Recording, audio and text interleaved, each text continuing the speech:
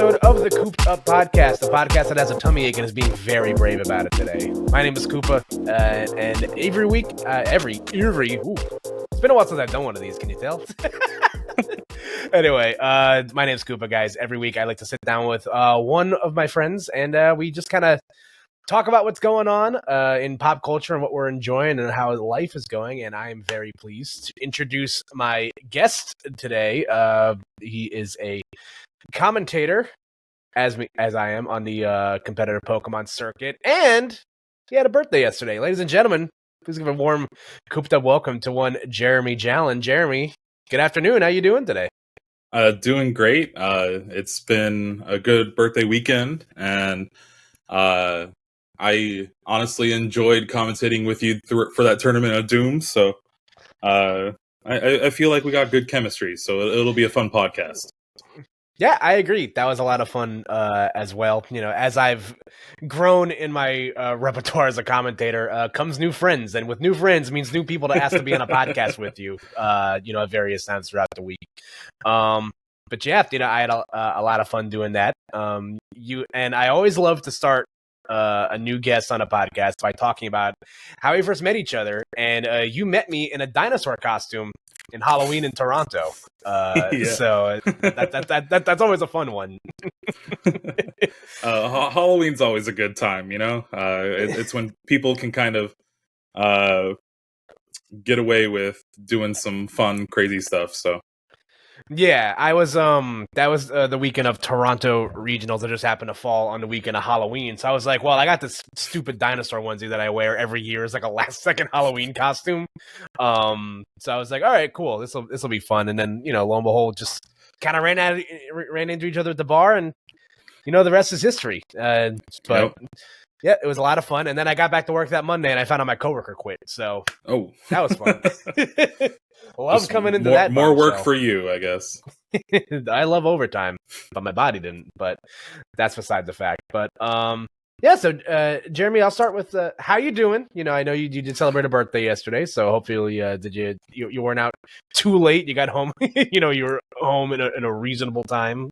So yeah, September birthdays are interesting because it seems like everyone has one. And that's because, everyone's parents love New Year's and Christmas time. Happy holidays. So I actually spent it at 2 different birthday parties for other people. That's funny. But I'm like, I'm going to go get free food, have a couple drinks. I don't really drink too much, but then I ended up coming home on my birthday on Saturday night, got some soju and Calpico. It's my favorite drink, with me and my partner. And we binged the last 7 episodes of Frey Run, which is anime, amazing anime. So that has been on my list of things to watch. One of my roommates, has been watching it. I'll just periodically walk in on him, watching it, and he'll just kind of look at me just like, dude, this show's so good. And I'm just need to get on this. I will, as soon as I remember what my Netflix password is, so I can stop getting kicked off of my parents' one. Because every time I try to watch it at home, I'm just like, ugh, darn. I didn't know it was on Netflix. I've been watching it on Crunchyroll, and it's been great. Was it on? I'm thinking of the other fantasy one. That I also watch. Dungeon Meshi. Yes, that one's really good too. Yeah. You cannot watch that one hungry though. You need snacks because the food looks amazing, and it's the best part about the anime. I love those tweets that pop up every now and then of just why they make the food in anime look so good, and I'm just like, you're right. Because they can. Because it's very possible for them. But yes, I'm glad you had a great birthday weekend. What's your soju flavor of choice? This is very important information. Yeah. So it's actually the yogurt flavored soju. Okay. It is the best flavor. And then we've been mixing it with different flavors of Calpico to see which flavor of Calpico is the best to mix with it. And it's either lychee or melon is the best one for that. And the melon one tastes like Gatorade. It's It's so good. That's sick. I'm putting that on the list right now because me and my friends are deep in the soju game. I'm a white grape guy myself. Okay. I can so good. Love her to death.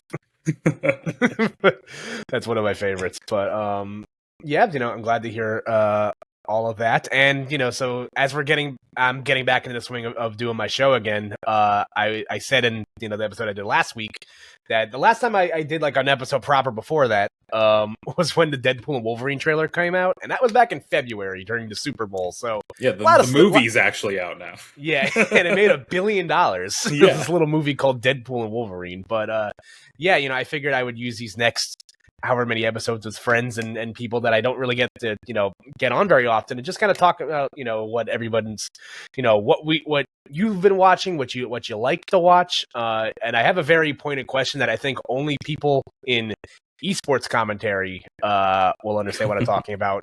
What is your what's your hotel room TV show of choice? Because I like we're on the road a lot throughout various points of the year, and it's really one of the few times that I'm not at my parents' house I get to watch cable. So I love knowing what other people like unwind with in their hotel rooms. If I can find like an old classic movie that is one of those movies where it's like if it's on, I'm always gonna watch it kind of thing. So like Fifth Element, The Mummy, those kind of vibes for movies. And then TV shows, if I can't like connect and put like YouTube on and just watch a bunch of different like card videos or something, I'm probably doing like Impractical Jokers or something like that. I don't know. I like the mindlessness of it. That's a great one. And the Mummy's a great like hotel room movie. I feel like anytime I'm on the road, that just happens to be on. One of my go-tos is for whatever reason it's Iron Man 2. It seems to always be on every hotel I'm staying in ever. So whenever it's on, I'm just like, I can turn my brain off and scroll through my phone and peep back in every now and then. My answer I always default to is I love Bar Rescue. Okay. Yeah. That is one of my favorite just like background noise. Like I'm answering emails on a Thursday in like this random city. They're always going to show like 6 episodes of it in a row on whatever. I think it's no longer Spike TV. It's Paramount Network. I learned recently. And I was just like, I guess it's like junk food. I just can't get enough of it. It's so funny. I've been through the whole ringer of like Kitchen Nightmares, Bar Rescue, the random offshoots of that, like even Storage Wars for a little bit. Love me some Storage Wars. I remember when I had to stay at my parents' house after I got surgery a few months ago, and they have cable, and I was just like, I said before, I was like, I'm gonna have 2 weeks off from work. I'm gonna like catch up on all these shows that I wanted to watch. I bought Dragon Quest 11, still haven't played it yet because I was like, I'm just gonna sit down and do all this. I watched like 8 episodes of Storage Wars a day for like 2 weeks. I'm just like, what have I become? Like, I had all these plans, and here I am. I'm watching people bid on stuff. It's addicting. Bid on stuff they put in the storage. Like. I remember I sat down and watched an episode with my mom, and my mom love her to death, but she's so funny when they'll cut the commercial right before they find something that's like either really good or really bad, and it gets her every time. She's like, how are they gonna cut right there? I'm just like, what are you talking about? Like, they've been doing this for like 3 hours in a row. Why are you still shocked by this? Like, it's so funny. But that's a very specific like category of TV that I feel like only people that travel a lot get. So and Impractical Jokers is a great one too. That's just like my brain. It's always on. Feels good. Yeah. Like, they're gonna play it for like 8 hours. Yeah, there's always a marathon on some random week. True TV. Yeah. Oh, love her to death. Actually, it's funny enough. I think I jokingly said when I had this time off, I jokingly told my boss I'm going to watch all of the Fast and the Furious movies, because I've seen like the first however many. I think I stopped at 4, and then I like skipped a bunch. And I came back. You stopped right before like one of the best ones, Fast 5. I know. I messed up. Where they introduced like the whole universe essentially. Yeah, that's where it stops becoming a movie about cars and it becomes like it becomes a movie about family. Yeah. Exactly. And I was just like, yeah, and then, I think they were all on like Max or like one of these streaming services. I was like, oh yeah, I'll just watch all these. Lo and behold, the weekend that I just happened to get to my parents' house was a Fast and the Furious marathon on TV. Oh yeah. And I'm just like, it's fate. They like, it's fate. Yeah. The only thing stronger than, paid time off is family, I guess. But man, what a great time to watch TV. But yeah, there's a whole lot of stuff that's come out between now and the last time I made like a proper episode. So I figured I'd want to sit down with my friends and ask them, we're entering the fall now. Summer's, technically not over yet, but everyone's especially back to in Arizona. Oh my gosh, yeah. What's the temperature at today? 104 right now. Oh my god. We've had like 105 days straight of over 100 degrees. Oh my gosh. It broke the record of like 75. Oh my gosh. So like I remember I'm going to the movies tonight, ironically. And I was like looking at the weather tonight.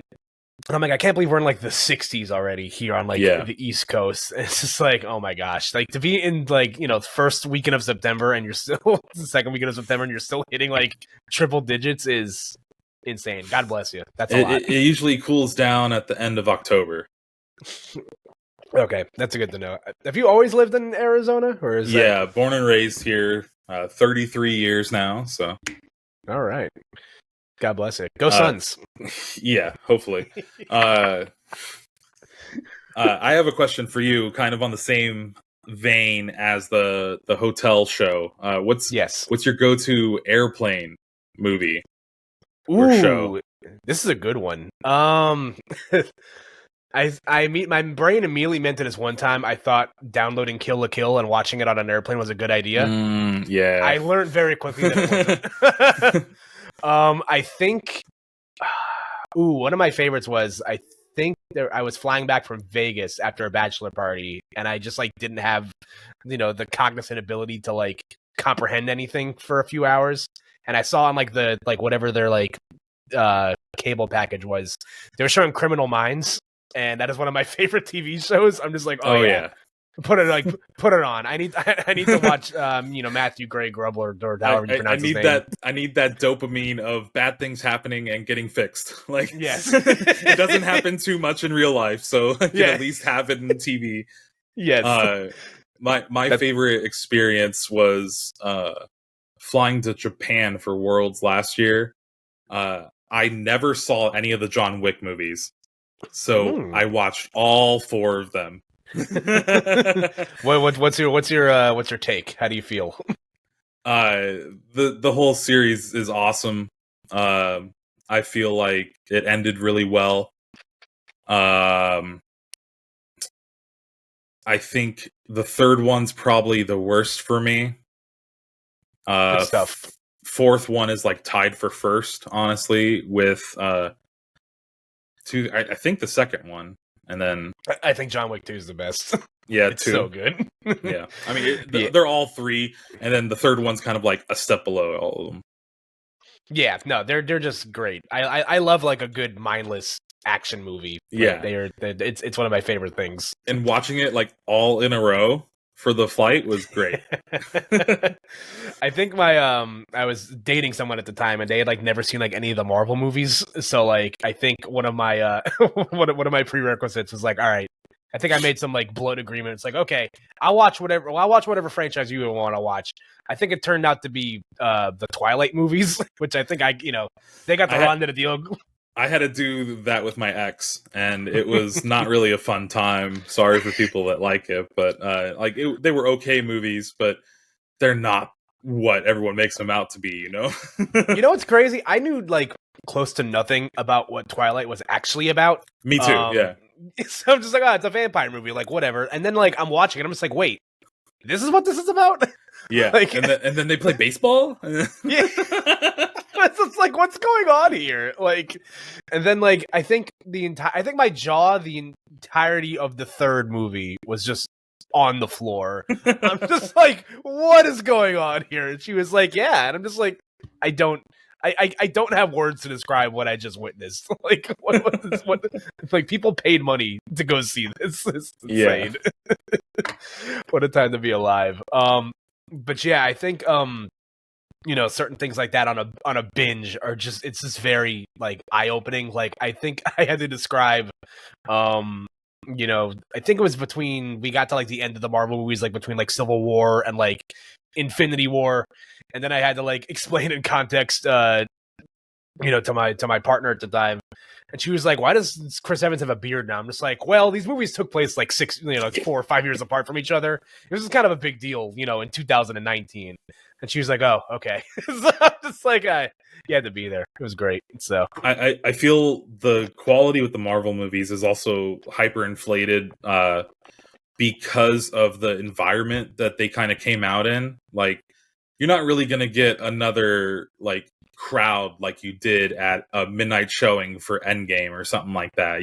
Like, that played a huge factor into it, where if you're watching it for the first time from home, it's not going to have that same feeling. Yeah, like I think very fondly back, and I think this is like one of those various like talking points that came out during the pandemic when we're all just yearning to go outside, and everyone's just like, what's the movie experience in which you could experience for the first time again? And the first time I saw Endgame in theaters, like, I think I brought noise canceling headphones with me so I wouldn't get spoiled by someone like coming out of the theater. I went dark on social media for like a week. Like, I took that very seriously, and I was just like, if I could like bottle that again and like watch it in the theater for the first time again, I would like, oh my gosh, it's like I could power cities with that energy. Yeah, for me, it was a special experience. It was my first time in Germany for EYC. It was in Berlin, and it happened to coincide with the exact same weekend that Endgame was releasing. So we all went to the closest theater, and it was about like 15 to 20 of us, just Pokemon nerds, I'm sure you've done it with Smash people before and all that. Yep. We basically filled half the theater, and it was awesome.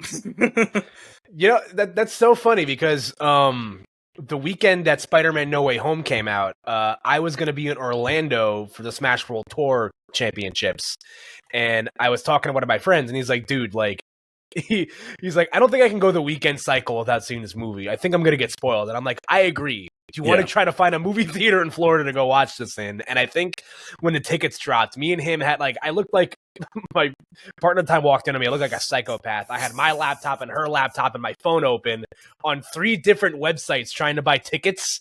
And we were just like, whichever one of us gets in first just buys like 10 tickets, and then we'll figure out the rest later. And I'm like, all right, we'll find people to go. Like, it'll be good. We can fill these seats. It'll be fine. And then lo and behold, after I think like 45 minutes of buffering on someone's website, we got in, and it was, oh man, it was great, guys. Yeah. even when we're working, we gotta, we find time. There's always time. So, but go moving right along here. Again, there's a lot that's come out between this this year if you're into newer stuff or older stuff. So I'll start by penning the question to you, Jeremy. What's something that old or new? What's something that you've enjoyed consumed this year, this summer? That you really enjoyed that you want to talk about. Oh, well, I enjoyed my experience with Deadpool and Wolverine. Like, it was a great, fun movie. Like, not really having too much expectations going into it other than it's going to look really cool. And I was pleasantly surprised by everything. That's actually been the last, or the first, new movie I've seen in a while, in theaters. I'm a big, comfort movie, comfort show kind of person. So, those constantly play just in the background for a lot of the days. I recently I've been showing a bunch of movies to my partner now because they never really were a big movie person and kind of blocked out 10 years of media kind of thing, essentially. So I've been enjoying getting to share like my favorite films and different stuff like that with them. And one recently we watched is Chronicle, if you know that movie. Yes, I'm familiar. Yeah, great found footage movie, great story, and it's well acted by everyone in it, and a young Michael B. Jordan. So it's a good film. I also love movies for the soundtrack too. So like my favorite movie ever is Sunshine, which Okay. sci-fi for the first 2/3 of the film, and then like slasher for the last third. Directed by Danny Boyle, who's also done Slumdog Millionaire, Train Spotting, 28 Days Later, which is also one of my favorite movies. And then John Murphy does the score. So if you have listened to like Kick-Ass, you've heard his music before. If you like his music is kind of some of the bass music that a lot of other people use for their movies as well, and I think that's kind of cool. And Cillian Murphy is my favorite actor, so anything he's in. I actually haven't watched Peaky Blinders, which I really need to, but I also haven't seen Peaky Blinders, and I heard it's great. So the other thing on the endless list of things I'll get to eventually that I just end up watching, like, Seinfeld for the 9,000th time. And then for TV shows, we've been doing a lot of anime. I've been trying to get One Piece into the mix, but it's still just a little slow. And Haiku is one of my favorite ones. We've been watching that one. We just we breezed through Free-Ren. It was amazing. Like the style of story is really cool being told, because the main character is an elf, so they live like 10 times longer, 20 times longer than a human. And so the whole story is like after it's like a kind of D&D fantasy world, right? They defeat the main villain and everything's over. They're like, okay, now what do we do? And then they skip periods of time, like 40 years, 80 years, stuff like that. And it's cool to see that kind of story being told. And it's beautiful too. The best thing, though, the best show that I rewatched with my partner, Ted Lasso. Just amazing show. If you've never seen it, you have to go see it. It's so good. You cry so much, you laugh so much. It's a great show, and I never even really watched soccer or football before, So and my partner's just nothing into sports at all, but was like, I hate you. This is amazing. That has been on another one of those ones that, like, I will get to it. And ironically enough, you're the second person this week to tell me, it's like, dude, you have to watch Ted Lasso. Like, look me square in the eye, and it's like, there's like, no, like, you have to watch it. Like, it's not one of those like, check it out when you got time. It's like, no, watch it. Yeah, like you watch a couple episodes and you're like, okay, I'm hooked. Like it, and they're bringing it back for a 4th season. So, it was kind of like all wrapped up with a nice little bow, but they're like, no, we had a lot of fun and people want it back. Let's bring it back. So you at least got to watch it before that. Okay. There. See, I love a good binge before the next season comes out type thing. I actually did that this year with The Boys because I remember I'd watched the first season. I watched it with my partner at the time. And then I just like never got around to like catching up with the rest of it. And then it wasn't until I think it was like over like 4th of July weekend. I had like a long weekend off from work, and I'm just like, I've done everything else I had to do around the house today. I'm gonna sit down and I'm actually just gonna like watch something. And then I was like, all right, I'll watch 3 episodes of The Boys. And then next thing I know, 3 seasons went by and I hadn't slept in like 2 days. It was like, oh wow, it's really good. I thought this new season was very, very good. I was talking to one of my friends about it recently, and she was like, yeah, like, I don't know, I thought some of the criticism was a little like, a little weak, but I thought it was a really good season. I'm excited to see how they wrap the story up with that. And I'm a sucker for anything, superhero adjacent, that's something that's very much in my wheelhouse. And I love the characters. I love the cast. And Homelander's a jerk, and I love to hate him. He's a he's a guy. For me, it's one of those shows where I feel like it's gotten a little bit worse with each season. Like I've enjoyed the previous season compared to like the newer season, Sure. And it happens a lot with TV shows just because they're trying to reclaim that magic that they had, and sometimes it works, sometimes it doesn't. Like one famous example for me is Dexter. Like it is the perfect show if you end it after 4 seasons. But it went like 9 seasons long, and then they've done 2 reboots, like, or 2 like sequels, and it's just let it die. Like, yeah, let her go. You gotta move on. Yeah, I feel very similarly about like Community. That's one of my favorite shows of all time, and I'm just like, man, like those it's first my 3 favorite show. Yeah, it's like ever. It's so good, and it caught me at such like a great time in my life. Yeah, I binge watched it during the pandemic. I just finished The Sopranos for the first time, and so someone that lives in New Jersey, and I hadn't seen The Sopranos. All my friends looked at me and was like, "What the heck's the matter with you? Like, like, come on!" So I binge watched, and I'm like, man, like that was really good, but I need something that's literally the opposite of what I just watched right now. and Community was very much that. And those first 3 seasons, I was just like, this is perfect. Like I lost so much sleep, binge watching, and that's how I know a show is really good, when I don't want to stop watching, and the next thing I know, the sun's coming up. Exactly. Like, oh. Yeah. My experience with Community was I caught a random episode on TV when it was airing, and it was the episode where Chevy Chase's character was dying, and or like fake dying, and he was giving everyone like a gift that secretly like was the worst thing. And it was the point where Donald Glover's character Troy is just freaking out because he got LeVar Burton to be there. He's like, I just wanted a picture. You can't disappoint a picture. And I was like, okay, maybe I need to watch this show. And it was history since then. I put up with the gas leak year.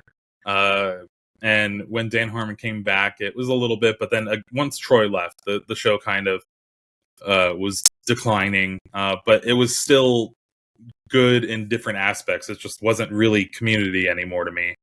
But the very last episode of season 6 was one of my favorites. So to have that without a lot of the cast, like it's still really cool to see. But they could do anything in that show, and I'd be like, yeah, this is cool. Yeah. Yeah, no, that's exactly how I felt. I remember, the day where I got to the the gif of Donald Glover walking into the room and everything's on fire and falling apart. Like the day where I finally can like understand that gif in context, like changed me. I'm like, yes, I've finally done it. I've gone full circle. The light turns on. You're like, yeah. I get it now. Like, oh my god! Like I still use the the Brita quote in this, like, I can excuse racism, but I can't excuse or like any variant of that meme. I'm just like, yeah, that's it's just funny. Like, my favorite bit from that episode in particular with the pizza and the fire and all that is when he's just in the bathroom with Britta and she's smoking a cigarette and he pulls out a little candy cigarette. She goes to light it and then he just starts eating it. Love it. Like, it's so good, like so simple, but yeah, they really committed to the bit, and I love to live life committing to the bit, and that's definitely a show that does it full time. Yeah, it's one of my favorites for a reason. I'm a big sitcom guy. Those are like you mentioned comfort shows. Yeah, and like my comfort shows is in sitcoms. Like it's what I think a lot of that is based on like when I was growing up at home. Like I watch a lot of cartoons like anyone does, but my parents kind of put like a kibosh on like when I could stay up late watching something and like how late I stay up watching something. But the only exception to that rule is when I would watch TV with my parents. My mom's like, we're gonna watch like the WB11 block of sitcoms for the next 2 hours. So you can stay up late to watch shows with us. And I'm just like, well, I don't want to go to bed yet, so sure, I'll watch Everyone Loves Raymond, or like whatever's on at the time. And I'm just like, so like I love sitcoms. So like that's something I find a lot of comfort in. I've seen Seinfeld too many times to count. It's one of my favorite shows of all time. and it still makes me laugh. Like, for me, it was kind of like the shows that came a little afterwards that I really like latched onto. So like New Girl, How I Met Your Mother, those were shows that I like constantly had repeating in the background. actually, I watched the first episode of New Girl like semi recently. I'd never seen it before, You've and I gotta go never back seen and it finish at all. Yeah, it's great. The more you learn about the characters is what really hooks you in. I feel it's a show that has like a good hold on characters, because when a show kind of ruins an actor for you, where like you see that, like The Office, right? Like you see them in the street, you're like, oh, you're from that show. Like that's what New Girl does to me with a lot of these people. Like, oh, I'm never gonna look at them differently. Yeah, I remember watching the first episode and I really liked it. And for whatever reason, I just never got back to getting around to it. But that's I'm working on that one. Like I said, I love a good sitcom. It's something I could easily put on in the background, and in between when I'm watching like my third episode of Chopped in an hour or something like that. Like, I grew up wanting to become a chef, so I loved any type of cooking show. And Alton Brown was always my favorite growing up, like Good Eats. Oh yeah.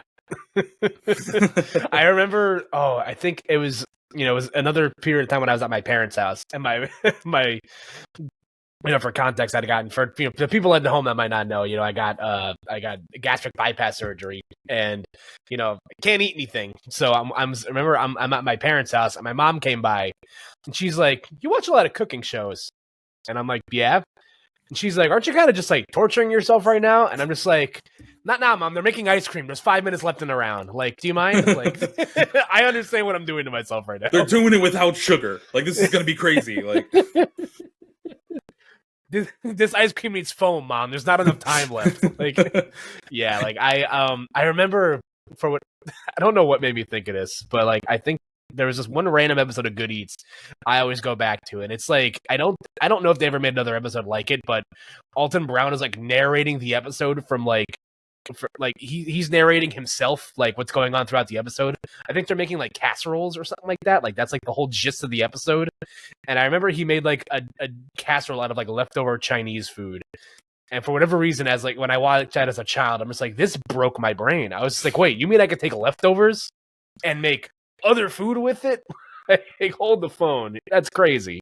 It might have been the same episode too, but the whole like self-narration thing was because it's actually like a post-apocalyptic like society, and he's trying to use like the leftovers that are in his fridge before they go bad because he doesn't have power, kind of thing. Like just the way he was able to teach was really cool. Yeah, no, he's great. And like that's I also wanted to be a chef when I was younger. I remember my mom showed me a bunch of my old like, what I want to be when I grow up things when I was in like the second grade. And I think for whatever reason I fluctuated between chef and construction worker, and I'm doing neither of those things right now. So but probably for the best, it's fine. I like cooking on my own time. I make a mean stuffed mushroom for those so okay. Just saying that's my if I were to get roasted by Gordon Ramsay on Hell's Kitchen, that would be my signature dish. Do you use like sausage to stuff it, or is it more? No, so I make a vegetarian stuffed mushroom. I remember I made it as an anniversary dinner for my partner at the time because she was a vegetarian, and I was like, what can I make with this? And I thought it's like, use a lot of spinach, a lot of cheese, real good, little tortellini, mwah. Chef's kiss. So. If any of my friends are celebrating an anniversary and want the recipe, I'll show you where I got it from. So, because I did not come up with this myself. I found it came to me in a vision, and by vision I mean a YouTube video. So same thing. Yeah. So you mentioned earlier about some of your favorite, about a couple of your favorite movies. So if we're looking at like the Jeremy Jallen like letterbox, like what are we putting in the top? I know they do top 4, so what else is in your like top 5? Like I can watch this movie at any given time, and I'm gonna be satisfied no matter what. All right, yeah. So my number 1 is Sunshine. The sun is dying, and they got together basically like a bunch of materials to build a bomb to restart the sun.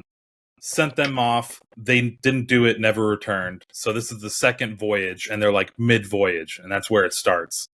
And you kind of have that emptiness feeling of space, and it's just a stacked cast, like Cillian Murphy, Chris Evans, Michelle Yeoh, and again, the music really pulls everything together. Second movie, Attack the Block. It is John Boyega's first movie before Force Awakens, and has Nick Frost from the Simon and Pegg Nick Frost combo. And it's about a group of like 15-year-old kids that are a gang in South London, and they find themselves in the middle of an alien invasion, and they got to try to survive. And similar style to kind of like The Raid, where they condense the action into like one area, which I really enjoy those kind of movies because it keeps the flow going and you can't really get like distracted. Yeah. Music's also great in there. It's where I first listened to Sound of the Police. Great place to start.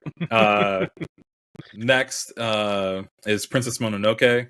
It was the first movie I remember renting from Blockbuster by myself. And it was the first movie like I actually like remember like deeply fully watching. Great movie. Miyazaki's amazing, a lot of his stuff. Then it is 28 Days Later. Love a good zombie film. I took a zombie genre class in college where our first piece of homework was to watch this movie, and I was like, oh, easy. Like, I've seen it a million times. And then we get a test on it the next day, and he's like, all right, in the opening scene, what was on the flyers that were scattered across the stairs as he's walking through London? And I'm like, what? It made me appreciate the movie entirely different, just the way they set things up and how it's set in a zombie apocalypse, but the main villain is really just other people.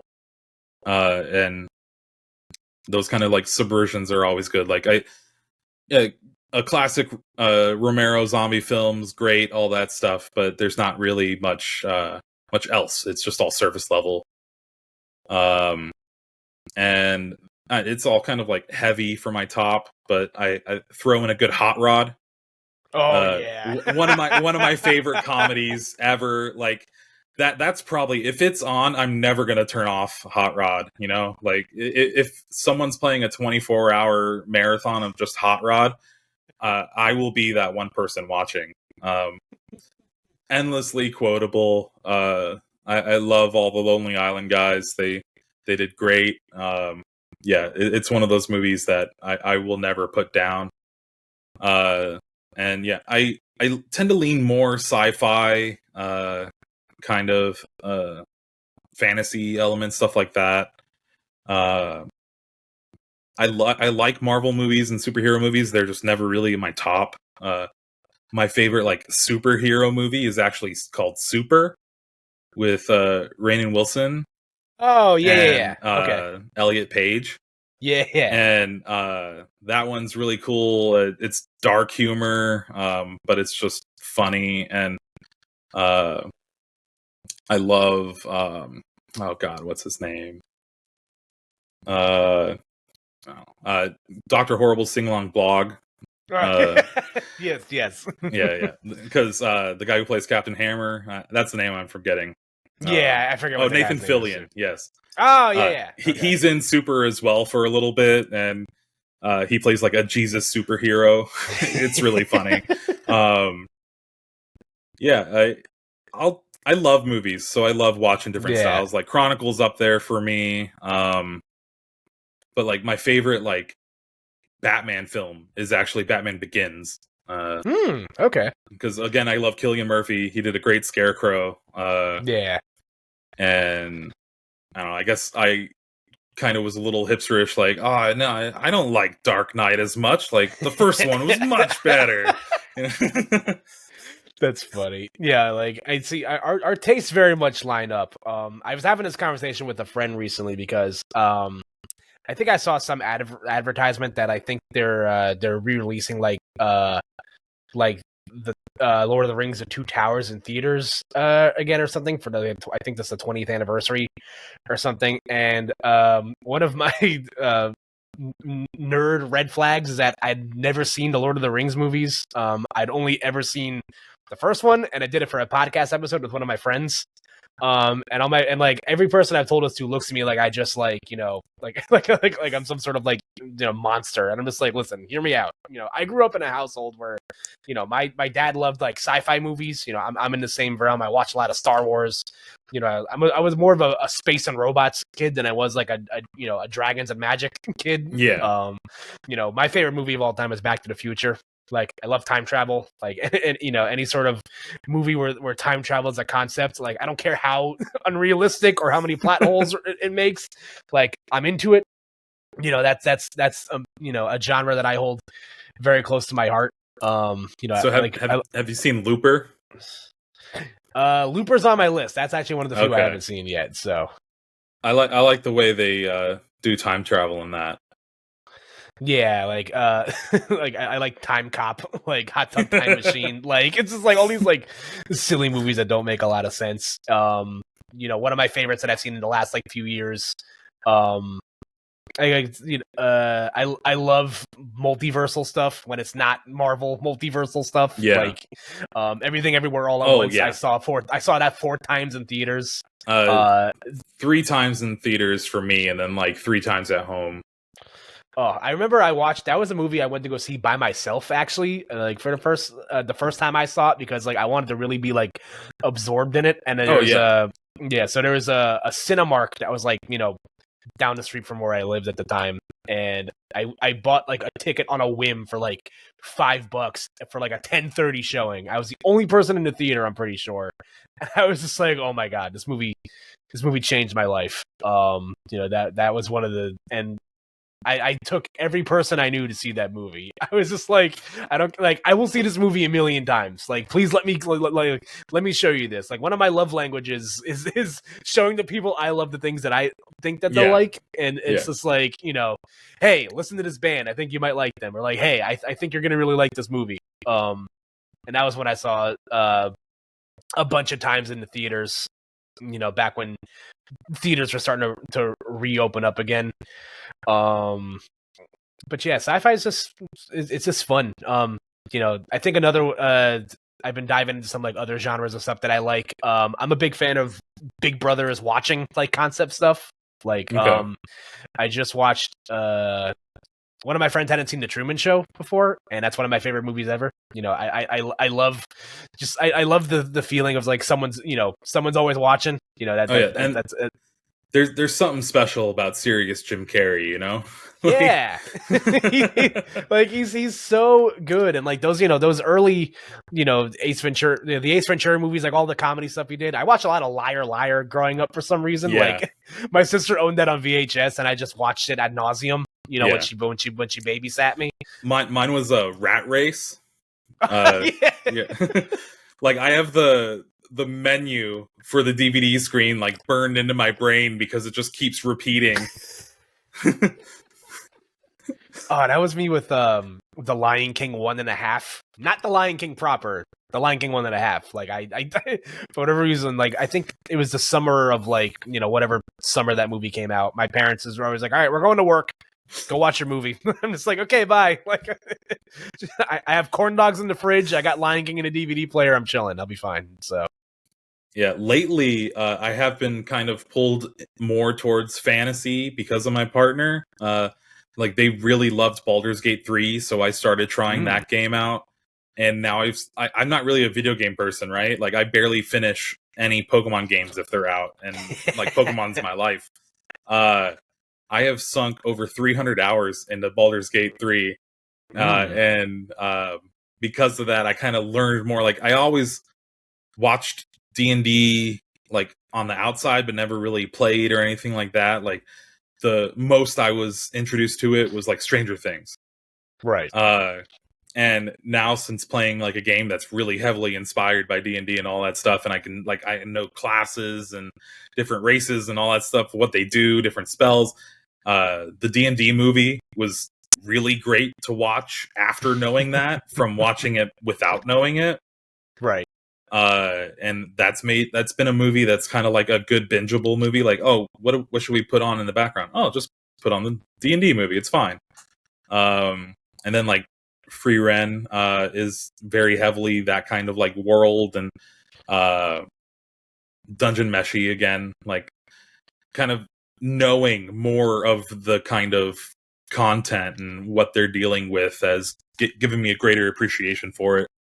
Have you ever done a tabletop campaign before? No, yeah, that's the thing. I haven't. I want to. Great. Yeah.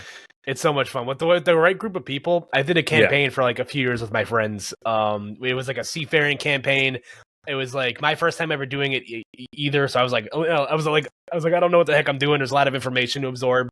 But it was a lot of fun. I was basically a Doctor Strange werewolf hybrid, which was pretty cool. Okay. Don't know how I got there, but you know, it was fun. You're like a druid, you know? Yeah, exactly. So I was like, I don't know. It's like, sometimes I turn into a wolf when the moon's out and I can shoot ice out of my hands. It's cool. Like, shout out to magic. So I would be failed to ask you I would be failed if I didn't ask you a Pokemon question. Tell me about because you're the second biggest Croagunk fan behind myself. I'm kidding, obviously. You have the shrine, I don't. But yeah. So tell me about the Croagunk shrine, how it started. You know, what your relationship is with Croagunk, because I don't meet a lot of other people that like this Pokemon as much as I do. So, Croagunk's kind of like one of the newer Pokemon that I started loving, and then it just kind of overtook all my others. Like, I'm a big like Cubone, Growlithe, and Sandshrew fan, right? Like those were my ride or dies for a while. And then Gen 4 came out, and Gen 4 became like my favorite game to play. And I loved Croagunk. Just the design of it was really cool to me. And then I was kind of watching the anime a little bit, just again in the background kind of stuff, and Croagunk would just keep Brock on his toes, you know? A little poison jab here and there when he's getting out of line. And I was like, all right, this is pretty cool. And then I think it was like Supreme Victors, which was a set that came out. There was a Croagunk, and it looked like he was rapping or something. I was like, all right, this is cool. Like, I like this guy. And I was just like, I'm going to collect Croagunk stuff. And haven't really stopped since. And it's been fun. I love that. Yeah, I also fell in love with Croagunk like pretty much the same way. You know, I think Diamond and Pearl was the first Pokemon game I bought with my own money. I saved up to buy it. I was like the first time I like followed a Pokemon game through its like release period. I was looking at all the grainy screenshots on Cerebi that would come out every month in Korokoro. And at the time, I was watching a lot of Animal Planet when I was growing up. Like, I just went through this phase where I was just like really into like animals and nature and all this stuff. And I became obsessed with poison tree frogs. I loved how colorful they were. Like, I thought they were so cool. And then, lo and behold, they make a poison tree frog Pokemon, and I'm just like, hold the phone. Somebody's bugged my house. They clearly made this Pokemon for me. And yeah, I made it my mission to find one. I grinded in the Safari Zone for like hours trying to find one. And I think I was playing the game at my friend's house when like it first dropped, and my friend's mom had to beg me to go outside. She's like, "You need to put the game down and go play outside." I was like, "No, you don't understand. I need to find this frog first, and then I'll do." And and then I promise I'll go outside and play. And then he was a big point in the anime, which I thought was funny.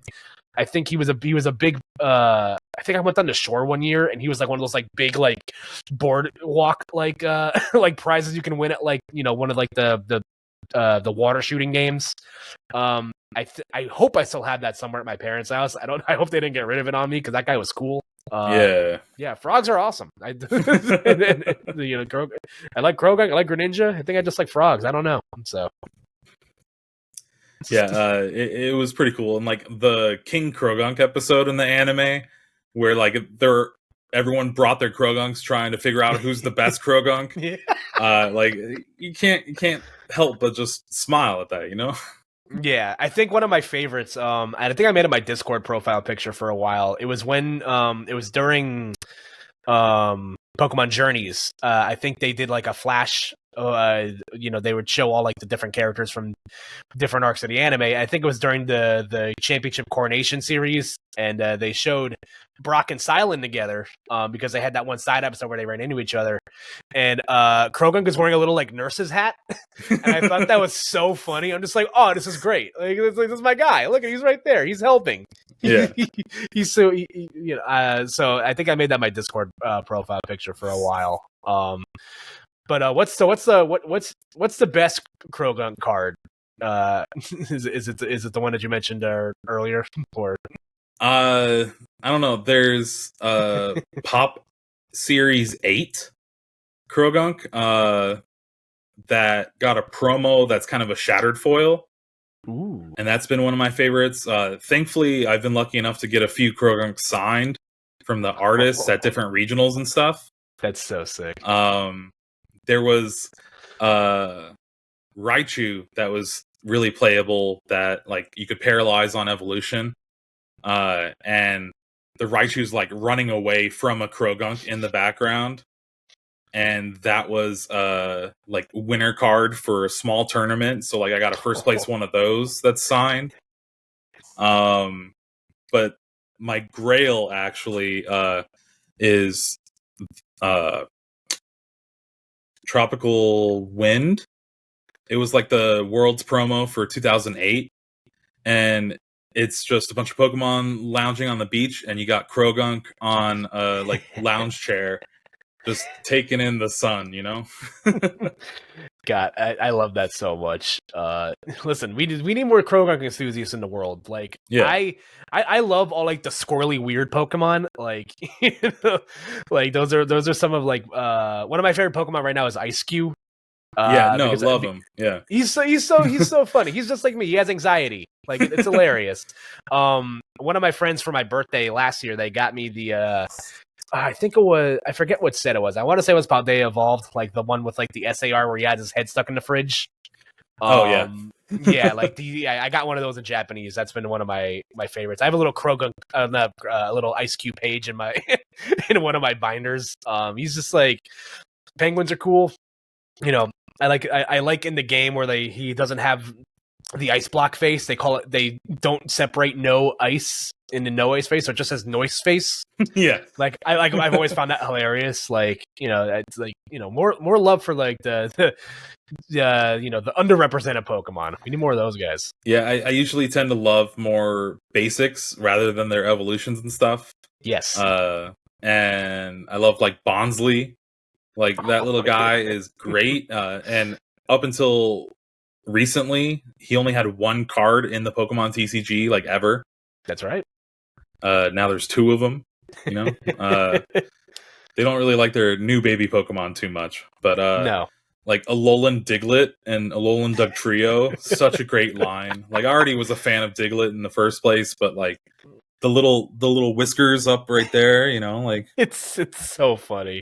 Yeah, it's easy to love Pokemon because there's a lot of different kinds where you can pick and latch on to. Even like Wugtrio, love it.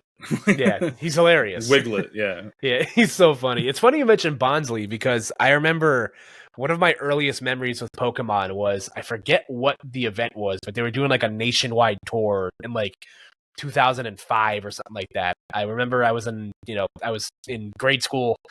I remember they were coming to Nintendo New York at the time, and I begged my parents. I'm like, guys, like I don't ask for a lot, but I really want to go to this Pokemon thing. Like, I'll do whatever you want. Good grades, walk the dog. Like I think I did I did everybody's chores for like a month. I'm just like, please, I need you to take me to this. And it was awesome. Like I think I got one of my friends like got like a promo like Pokemon thing that they gave out, and I remember I bought 2 plushies there that day, and I bought a Sceptile plushie, who was my favorite starter Pokemon. Love a reptile. I'm sorry. He's funny. He's cool. Hey, I almost played Mega Skeptile for 2016 Worlds, so it's fine.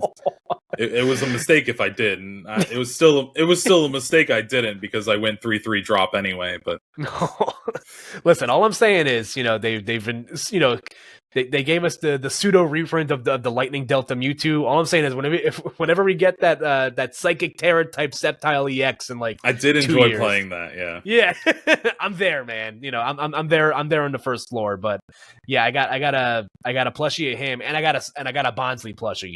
I love that guy. I love a little, I love a little bonsai tree. They're very soothing. They're definitely some of my favorites. But yeah, listen, this is a fun chat.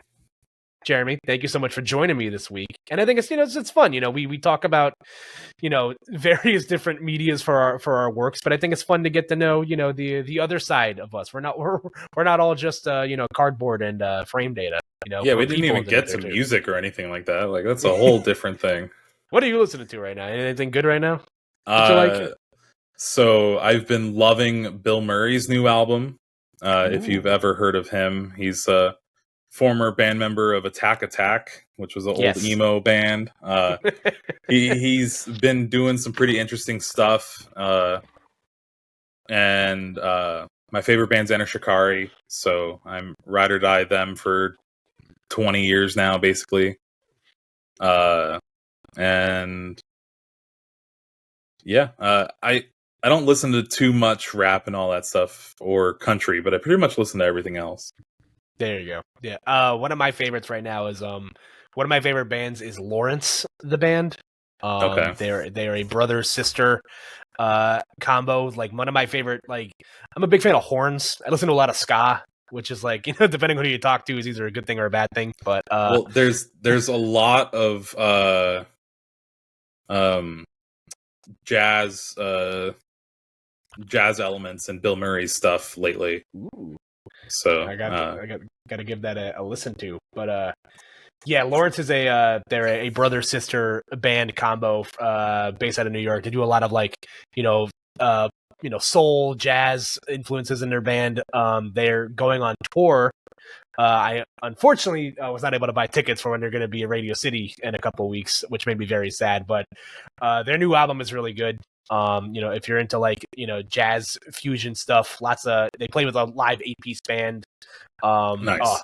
Yeah, they're both wildly talented people. So that's what I've been jamming out to lately. But yeah, we'll just have to have you back on again at some point to talk about everything else we got going on. But is there any place you'd like to direct people to, Jeremy, where they can find more of you? Just follow my Twitter. It's my name, Jeremy Jallen. I try to post a lot of funny things, and they are very funny. Thank you. I try really hard, and I do all my editing in Snapchat, so it's not very good. But can't give away the trade secrets. No, there's no secrets at all. It's just I'm poor at editing a lot of things, so I rely on terrible apps. And yeah, just follow me there. Play Pokemon if you haven't. It's a fun game and pretty easy to get started and go to your local shop and have some fun with friends. I mean, I've met all my friends through Pokemon, really. So that's one thing I am not lacking in is the amount of cool people in my life. Heck yeah, love that. And yeah, I agree. Play Pokemon. I have 3 decks on my desk right now. I am deep into weeds for Baltimore prep, and I still don't know what I'm doing, and I'm having a great time trying to figure it all out. But, when in doubt, drop and play sides, I guess. I'll figure something out. With the way the meta is, there's like 8 different decks that can actually win the tournament. It just depends on if you hit your matchups or not. And most of the matchups are going to be like 10% of any deck, so... Yeah, you'll get there. That'll be fine. I always reserve the right to drop whatever I'm playing and play Lugia because I got this guy. It is pretty good right now. It's an option. He's making a trip, and so is this guy because he's goofy. He's real quick story with this before we get out of here that I love to tell people is that I got this at my first regional which was Hartford a couple years ago. Well, about a year ago. Time's an enigma. I don't know. I don't know what day it is anymore. But I got this when I went to Hartford. We lost 2 years of our life. It's fine. Yeah, so I got this when I went to Hartford, and I put, as one does, you put the table buddy on the table. And my opponent says on the play me, he's like, "Oh, are you playing Lugia?" And I'm just like, "Nah, man, absolutely not. What are you kidding me?" And he sees me flip over to Lugia, and he's like, "Oh, I thought you said you weren't playing Lugia." I'm just like, "Yeah, I lied." Like, why would I tell you that? Like, he was like legit, like genuinely upset. I'm just like, all right, man. Like, we're both 0-2. Like, I just had a hot dog. It's 10 in the morning. Like, come on, let's Breakfast of champions, you know. Yeah, listen, here's your free advice from me for today, as someone who has 0 TCG accomplishments. If you lose your first 2 rounds of the day, always get the convention center hot dog, because then you will go on a winning streak. I think I'm a combined like 9-1 after I start terrible and eat a convention center hot dog out of spite. So nice. What can I say? You all get that one for free. But yeah, if you guys want to check out more of me, I'm at Koopa NJ across platforms. Like I said, I will be in Baltimore next week, so we're gonna try to get some episodes recorded out so everything is up. You guys can check out Koop'd Up on YouTube and wherever you get your podcasts, Spotify, Apple Podcasts, every other one in between. If you're into more TCG stuff, I do have a TCG podcast as well with one of my local friends, the Squawk and Seas podcast. We did an episode this week where we talk about we ranked fast foods and also talked about a lot of the new box products coming out. So if you're into that, that sort of stuff, check us out there. Episodes on YouTube and coming soon to a podcasting platform near you. And yeah, check out the show at Koop'd Up Pod. And yeah, that's going to be it for this week's episode, ladies and gentlemen. And until next time, we'll see you later.